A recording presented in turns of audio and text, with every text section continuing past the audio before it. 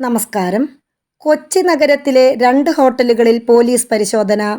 നഗരത്തിൽ ഗുണ്ടകളുടെ meetup party നടക്കുന്നെന്ന രഹസ്യവിവരത്തെ തുടർന്നായിരുന്നു റെയ്ഡ്. മരട് സ്റ്റാച്യു ജംഗ്ഷനിലെ 2 ഹോട്ടലുകളിലായിരുന്നു പരിശോധന.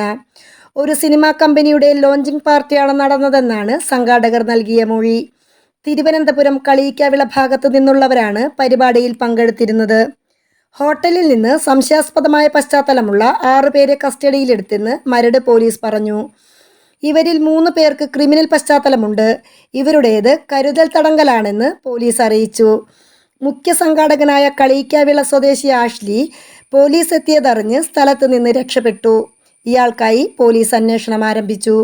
ഇയാൾ കൊച്ചിയിലേക്ക് വരാനുണ്ടായ സാഹചര്യം, അതിന് അനുമതി ഉണ്ടായിരുന്നോ എന്നതടക്കം വിശദമായി അന്വേഷിക്കുമെന്ന് പോലീസ് അറിയിച്ചു.